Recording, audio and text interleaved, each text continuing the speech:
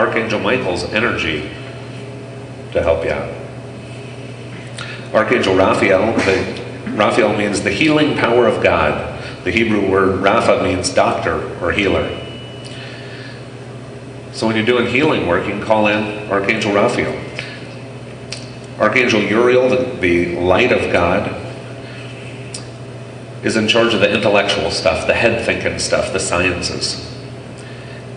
And there's a whole bunch of these, and I'll post them on the Connections website so that you can check them out, because this help is available to you. In life, we can really, that first opening song of Help Me Remember Who I Am. As human beings, it is so easy to take on more than is ours to do, and to get frustrated in doing so. We put the boulders on our shoulders and say, I'm the only one that can do this. Show of hands, anybody. I'm the only one that can do this with something going on in your life, right? And because I'm the only one that can do it, if I don't get it done, it's just not going to get done, right? Anybody else relate to this? And again, it's not an all the time relate to it thing, but if it's something in your world right now, wow. How many folks have heard of the spiritual 2x4? Like when your guides are trying to get your attention and they give you a little love tap and a little stronger, and finally it gets to you, right? Boy, this week, or the last couple weeks, but really this week I think you maybe still see the imprint, but I got just walloped with it. I was taking life too seriously. I was taking the joy out of stuff that bring me the best and the highest amounts of joy. I made them work. I turned fun, amazing stuff into work. And then I somehow managed to, without my own knowledge, went into my closet and took out my big shirt that says Martyr on it, and I put it on and proudly started to wear it for everyone, like, look, I'm the martyr. I have to do all of these things, and only I can do all of these things, and it's just not working, and I'm frustrated, and I'm tired, and I'm broken, and it's just not working. And all the reasons that I started to do all of these things were great reasons, but I lost my magic. I lost that little twinkle, that spark, part of myself, and I don't feel at all like I'm alone. We all teach ourselves things, and we can often use different venues to learn the same thing. What you can learn from a relationship, you can learn from a job, you can learn from a birth of a business or an idea. You can learn through finance. You can learn through just being exhausted or overwhelmed. The how really doesn't matter. It really doesn't, because we might have the relationship mastered. Wow, really got that rocking. It'll sneak in through the finance, or it'll sneak in through this. The point is that doesn't matter. What matters is we all know that feeling that we've lost our spark. Our guides, our angels, are there to help us get it back. They're here to help us get it back. Now, I tell you, I've been missing mine for a little while. Not a great long time. I didn't have to read War and Peace. I got the Cliff Notes, so thank goodness for this one. But in the last couple days, as first my human angel started to show up, this skit wasn't written as it is written most weeks. Instead, it was looking at, and maybe a little over dramatized, but it was looking at my life this week.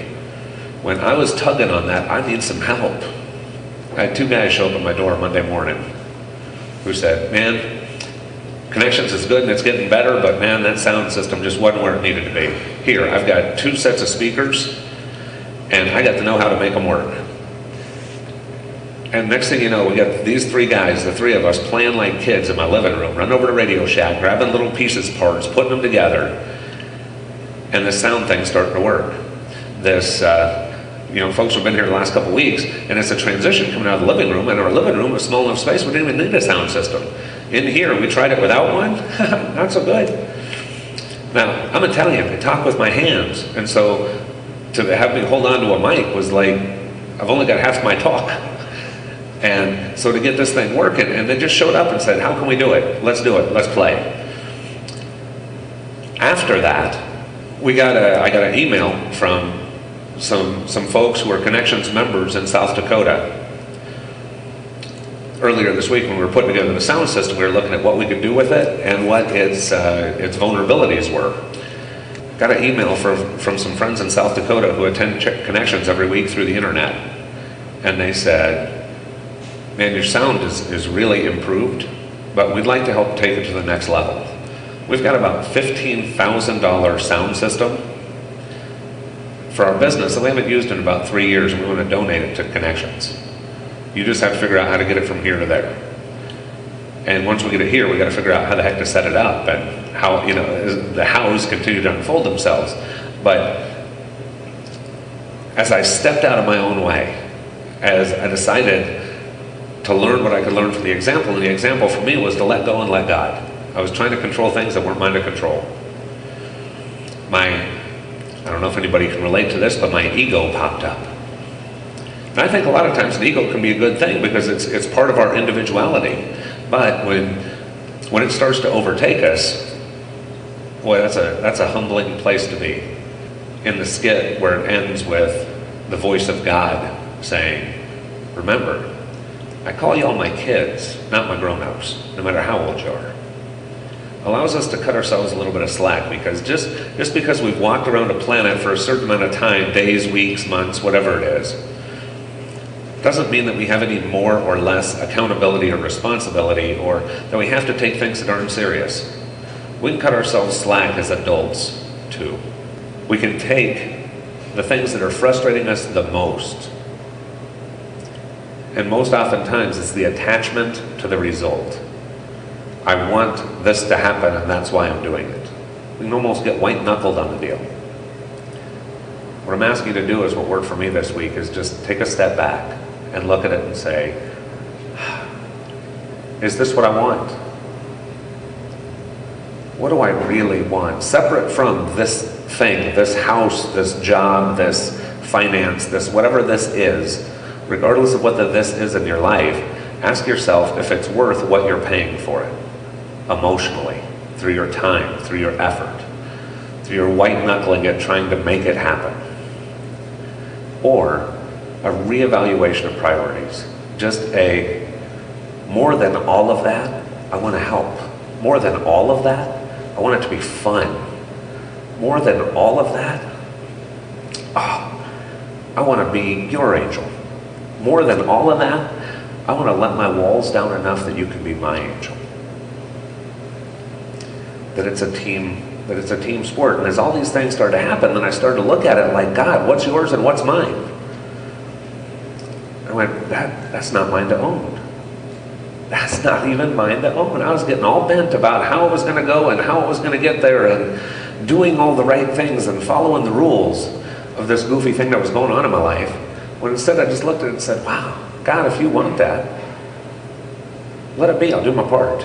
And if you don't, then let it go away and let something else take its place that fills this need of happiness and joyfulness and prosperity and helping you and helping me. That's what I'm really after. Not this thing or this thing or this thing or this thing that I could see as my only how I was going to accomplish that.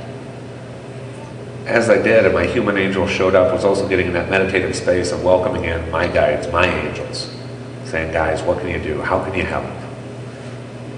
And seeing some places that they really could, and almost feeling that magic pixie dust, that little sprinkles start to show up again. And then feeling them calling in even bigger and bigger help. Angels and archangels and even God saying, let's do this. Now before, when I was just me, feeling puny, surrounded by this big mountain I needed to move, no wonder I felt frustrated. No wonder you feel frustrated with whatever it is that your thing is, whatever your mountain is. But as I started to look around and see all the help that I had, people showing up, humans showing up, totem animals showing up, guides, angels, archangels, and God, all of a sudden that feeling of, I'm not the only one that can do it. Gosh, other people can do it, and other people want to do it too. And it's a team sport, and it's fun, and let's go play, and let's do this, and let's do that, and gosh, and all of a sudden this mountain, divided by 1,000,000 hands, was just moved. I didn't have to earn my way through it. I didn't have to work my way through it. I didn't even have to reason my way through it. I just invited in the help. And I ask you to do that also. To invite in the help in your life. To take off your martyr t-shirt, like I did mine. I find that it's about the least comfortable thing in my closet, and I don't even realize I've got it on half the time. I would just invite you to look down and see what t-shirt you're wearing. Is it happy? Is it, here's my magic? What was that old cartoon where whatever the person was thinking, it showed up on their shirt? Remember that? Maybe I imagined it. But imagine if just like that, whatever we were thinking just showed up on our shirt. What would your shirt say right now? What would it say if everybody else could just look and read it? What would it say? And not just right now, but 20 minutes from now, an hour from now, as you're back into your day and your week and your month. I invite you to invite in your angels and archangels. And to be consciously aware with what you're writing on your shirt for the rest of the world to see. Today, we're going to help you bring your magic back, your spark, your... And all you have to do is allow it. I'll take it. That's it. And see how quickly, whatever your mountain is, like my mountain was, how quickly and on a dime it can change no matter how long you've struggled with it, whether it's recent or whether it's something you've been dealing with for a while. It can change that quick with getting your magic back. Thank you. One of the things that I really dig about this place, that I geek out on, we all have our favorite parts of a service. One of my favorite parts of being here is we don't just talk about giving and receiving, we actually do it. Kind of like the power of intention is so profound we use it. The giving and receiving is so powerful that we use that too. And with that, every week we get to give you a gift. And Mary and I get to go on a treasure hunt to try to find these gifts that kind of work in with and tie in with the message. So that you've got that physical component to go, wow, that was real. We get our own angels, and our own angels may help us get our magic back. So every time you see this little angel, which can be whatever it is that you need it to be, think of this little angel giving you your gift, giving you your magic back. Just a physical representation of the angels and archangels that are all around you, especially this time of year. If you know who your own angel is, this is just a symbolic representation of that angel. And if you don't know or you haven't been able to connect with your angel, maybe this might help. Might help bring some of that magic back every time you see it. So now the other part of the receiving is also the giving.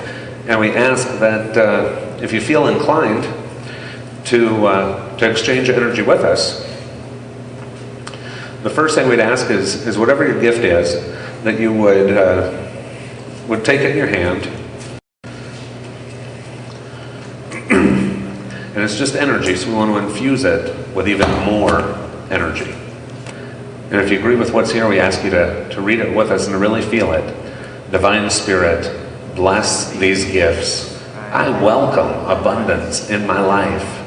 Bless and multiply all that I am able to give and all that I am willing to receive. That's all too. If you would, join me in a closing prayer. Thanks for bringing our magic back. I hope that somewhere inside the last hour and 15 minutes, you felt your magic come back. You took some of those boulders that were off your shoulders and allowed your angels, your guides, each other, and God to help take that burden away, to refill you from the inside out, revitalizing you with energy, optimism, excitement, joyous expectation, like a little kid at Christmas wondering what's inside that next gift, ravenously wanting to tear apart the paper to see, expecting the miracle again in your life. We ask that this intention be blessed, and so it is. Amen.